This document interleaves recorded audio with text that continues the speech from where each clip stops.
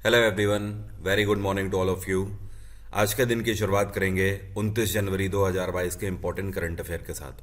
हर एक question important है, इसलिए पूरा वीडियो अंत तक ध्यान से देखिएगा।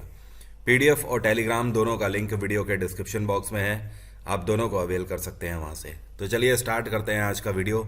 और पहला क्वेश्चन है आज का, अभी हाल ही में भारत सरकार ने ये कौन सा बैंक है जिसके साथ पीएमसी बैंक को मर्ज करने की मंजूरी दे दी है।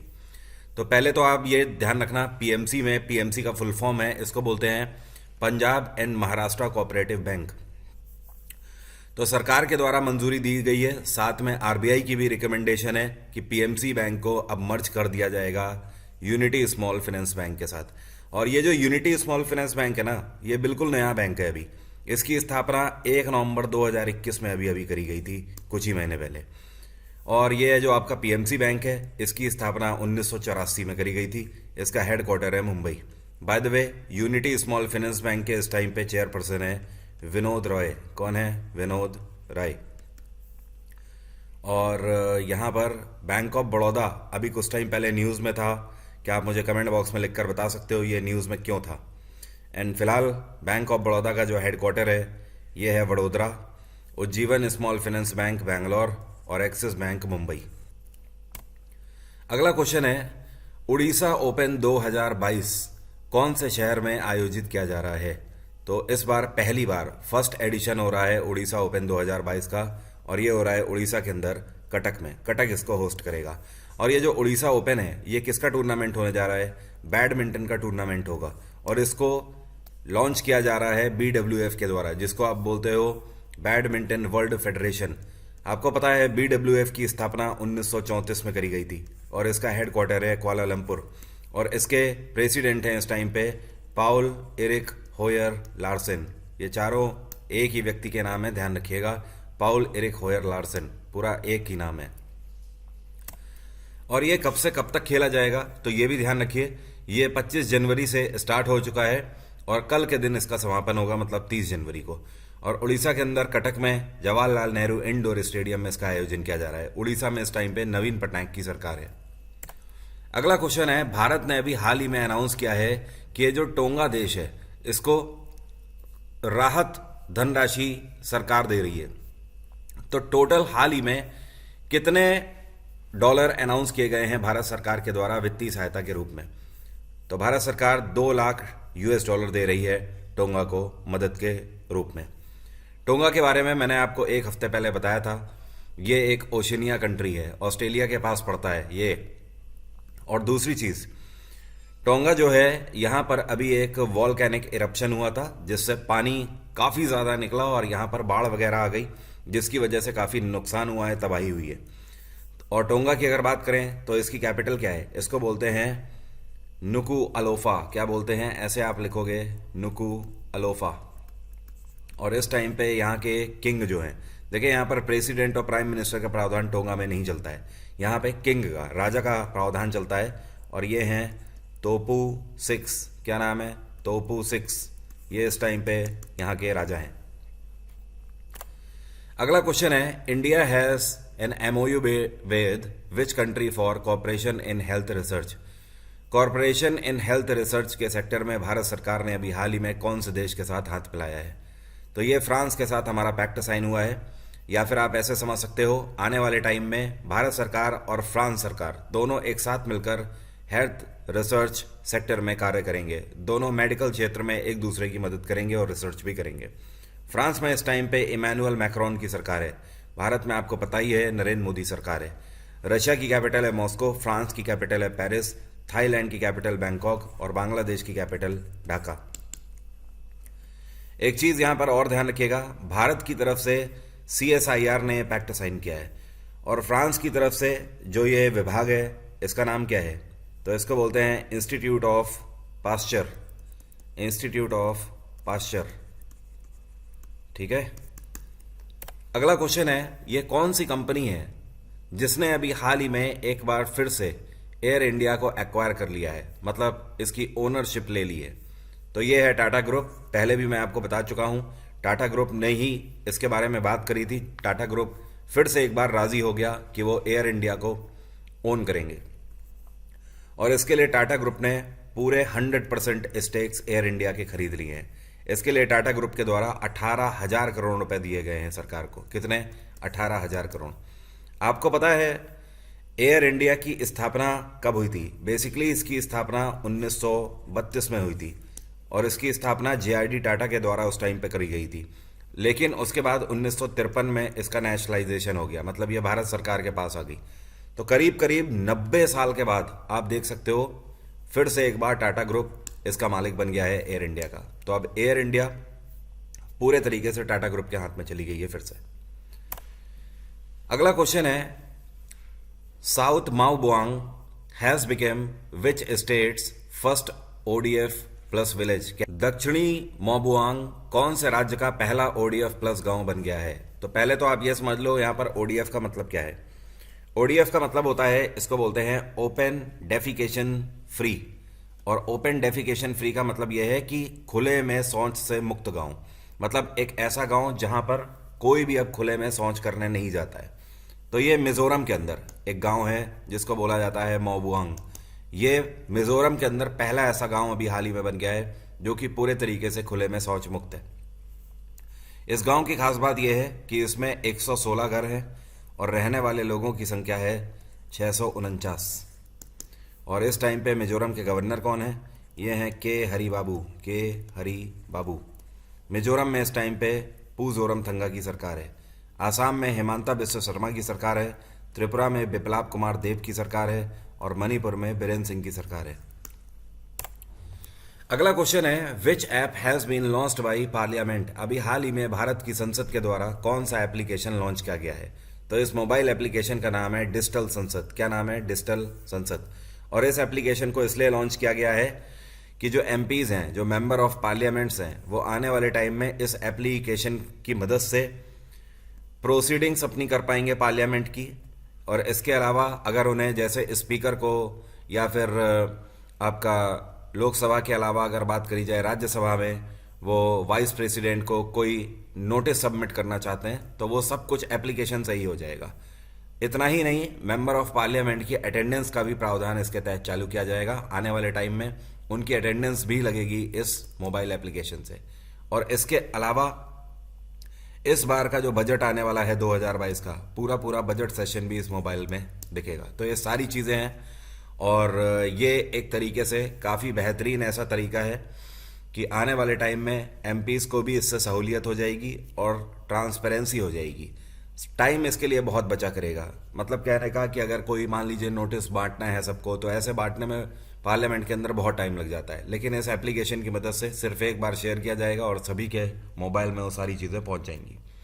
बाय द वे, पार्लियामेंट के लिए आर्टिकल 79 है और राज्यसभा के लिए आर्टिकल 80 और लोकसभा के लिए आर्टिकल 81 होता है। अगला क्वेश्चन है, ये कौन से देश का हॉस्पिटल है जिसने इस बार 2021 का आरआईबीए प्राइज जीता है? आरआईबीए प्राइज जीता है बांग्लादेश के एक हॉस्पिटल ने जिसका नाम है, क्या नाम है इसका? Friendship hospital. Friendship hospital. ये जो आप फोटो में देख पा रहे हो ना, आर्किटेक्चर देख के कोई जज नहीं कर सकता एक बार में कि ये हॉस्पिटल ही है। देखिए यहाँ पर आरआईबीआई का मतलब क्या है। इसका फुल फॉर्म होता है, इसको बोलते हैं Royal Institute of British Architects. तो Royal Institute of British Architect के द्वारा हर साल ये प्राइज सबसे बेहतरीन इमारतों को दिया जाता है। मतलब ऐसी इमारतें जो कि बिल्कुल डिफरेंट बनाई गई हैं। एंड बांग्लादेश के अंदर ये जो फ्रेंडशिप हॉस्पिटल बनाया गया है, इसका डिज़ाइन किया गया था काशिफ चौधरी के द्वारा। किसके द्वारा? काशिफ चौधरी। बांग्लादेश में इस टाइम पे शेख हसीना की सरकार है। इनकी पार्टी का नाम है आवामी लीग और कैपिटल क्या है? ढाका। भारत में नरेंद्र मोदी की सरकार है। नेपाल के प्रधानमंत्री हैं इस टाइम पे शेर बहादुर दोयबा और चाइना के प्रेसिडेंट हैं शी जिनपिंग। अगला क्वेश्चन है, ये कौन सा टाइगर रिजर्व है जिसको अभी हाल ही में TX2 अवार्ड से सम्मानित किया गया है? तो ये हमारे देश में एक टाइगर रिजर्व है जिसको बोला जाता है सत्यमंगलम टाइगर रिजर्व।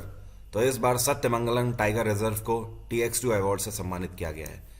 अच्छा, ये TX2 अवार्ड क्यों दिया गया है इसको? इसलिए कि 2010 में यहां पर सिर्फ और सिर्फ 40 टाइगर्स थे, लेकिन इस टाइम पर चीतों की संख्या दुगने से भी ज़्यादा हो गई है यहाँ पर। इस टाइम पर टोटल 83 टाइगर्स हैं यहाँ पर। कई सारी वेबसाइट्स आपको ये भी बता सकती हैं कि हाँ 80 हो गए हैं, दुगने हो गए हैं, इसलिए कई सारे लोग 80 इसको लिख रहे हैं अपनी वेबसाइट्स पे। लेकिन ध्यान रखिएगा एग्जैक्टली इस टाइम पे यहाँ 83 टाइगर्स हैं। और अगर लेपर्ड्स की बात करी जाए तो सत्यमंगलम में इस टाइम पे 111 लेपर्ड्स हैं। कितने? 111। और सत्यमंगलम टाइगर रिजर्व की स्थापना साल 2008 में करी गई थी। बहुत पुराना ये रिजर्व नहीं है, तो तारीफ़ काबिल यहाँ पर।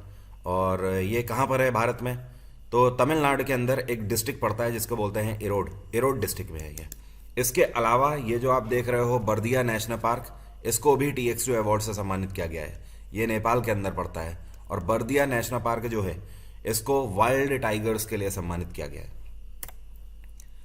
आप सभी ध्यान रखिए, इस बार संडे को मतलब कल के दिन 30 जनवरी को SSC का मेगा कॉम्बैट टेस्ट होने जा रहा है। ये जो जितने भी यहाँ पर आपको क्वेश्चन मिलेंगे, 60 क्वेश्चन मिलेंगे, 60 मिनट का टाइम होगा। इन 60 मिनट में आप देखिए कि आप कितने क्वेश्चन अटेम्प्ट कर पाते हो। ये जो 60 क्वेश्चन है यहाँ पर आपके मैथ्स, इंग्लिश, रीजनिंग, GS सब के क्वेश्चन होंगे मिले जुले, क्योंकि मेगा कॉम्बैट टेस्ट हो रहा है। इस महीने का बिल्कुल आखिरी टेस्ट है ये। तो दोपहर में 12 बजे ये टेस्ट आप देना मत भूलिएगा अनअकैडमी पर। सभी के लिए बिल्कुल फ्री ऑफ कॉस्ट है। इस टेस्ट का लिंक वीडियो के डिस्क्रिप्शन बॉक्स में दिया हुआ है। अभी जैसे ही वीडियो खत्म होता है उस पर जाके क्लिक करिए और खुद को एनरोल कर लीजिए। एनरोल का ऑप्शन होगा। ध्यान रखिए, टेस्ट आपका तभी खुलेगा जब आप कोड डालोगे वरुण 777। कौन सा कोड? वरुण 777। इसी से आपका ये टेस्ट खुलेगा। इस बार पहले से ज़्यादा प्राइसेस रखे गए हैं। आप ये सारी चीज़ें जीत सकते हो। अगर आपकी रैंक अच्छी आती है, बेहतर आती है, तो आपको अमेजॉन वाउचर्स भी मिल सकते हैं, JBL के हेडफोन्स भी मिल सकते हैं और मोबाइल फ़ोन भी मिल सकता है। मैं कह रहा हूँ अगर ये सारी चीज़ें नहीं भी मिलती हैं तो सबसे बड़ी चीज़ मिलेगी और वो है एक्सपीरियंस। ठीक है ना? तो ये टेस्ट हर किसी को देना है, कोई भूलना नहीं चाहिए। मैं देखूंगा आपकी रिपोर्ट।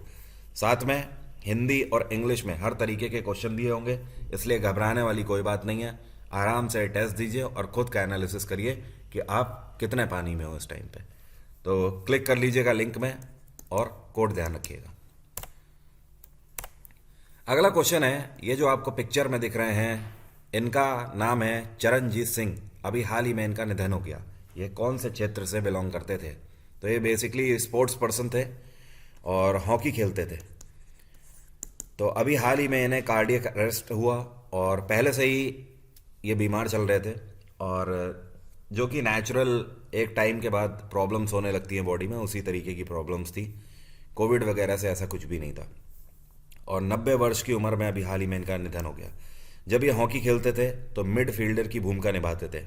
आपको इनके बारे में बता दूं, जब टोक्यो ओलंपिक्स हुए थे 1964 के, तो उसमें भारत ने हॉकी में गोल्ड जीता था। ओके, उस टीम के ये कप्तान थे। अगला क्वेश्चन है, अभी हाल ही में मेकांग में कितनी नई प्रजातियां पाई गई हैं पशुओं की? तो मेकांग में टोटल 224 प्रजातियां पशुओं की नई पाई गई हैं एक साथ। समझ लीजिए कितनी बड़ी बात है। आपको पता है मेकांग कहाँ पड़ता है?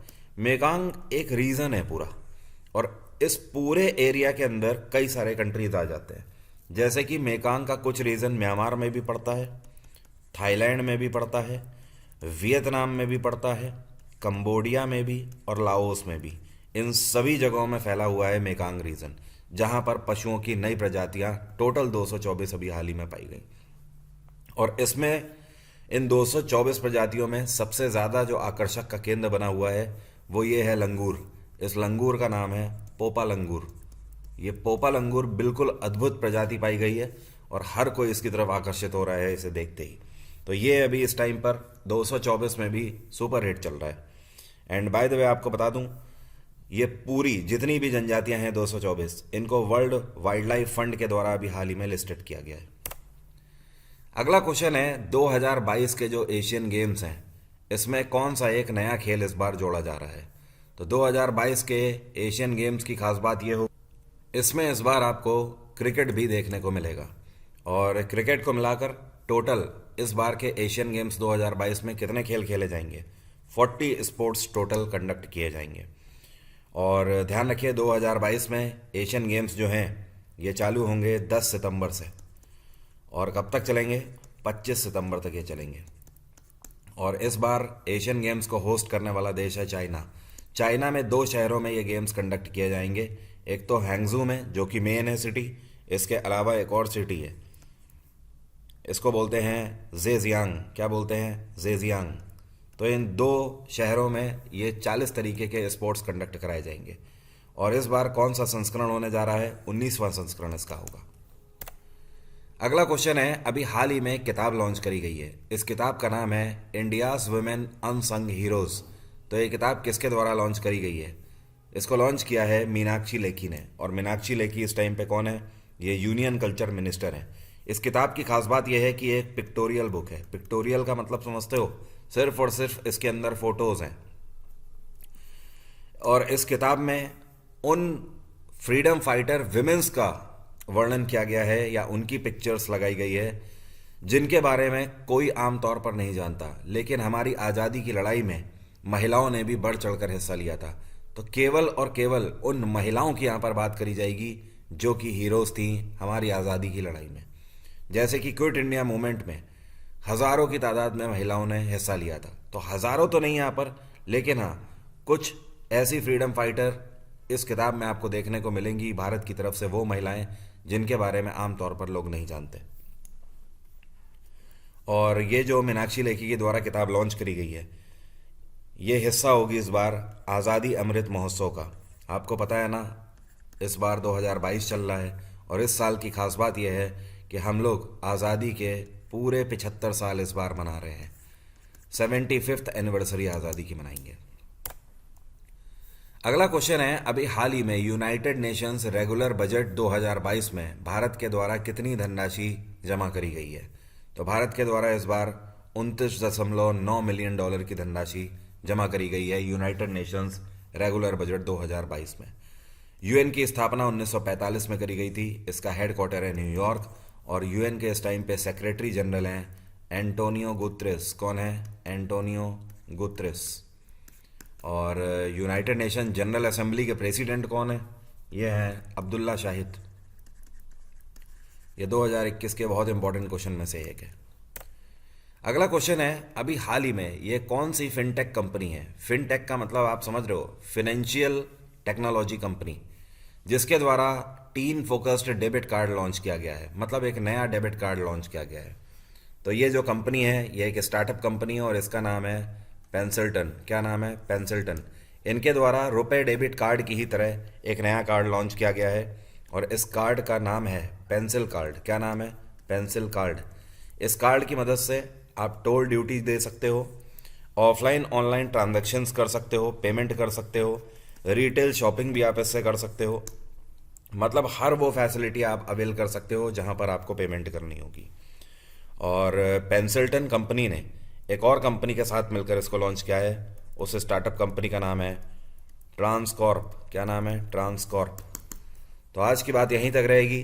वीडियो के डिस्क्रिप्शन में जाइए और जाकर क्लिक कर दीजिए उस लिंक पर जो कि कॉम्बैट टेस्ट का लिंक है और ख़ुद को एनरोल कर लीजिए। और कल आपको टेस्ट ज़रूर देना है दोपहर में 12 बजे। और हाँ, कल 28 तारीख के जो करंट अफेयर हैं वो मैं आपको टुमारो कर दूंगा, ठीक है? अभी वो बन नहीं पाए हैं। कल आपको 28 के जो छूटे हुए करंट अफेयर है वो मिल जाएंगे 30 के करंट अफेयर के साथ।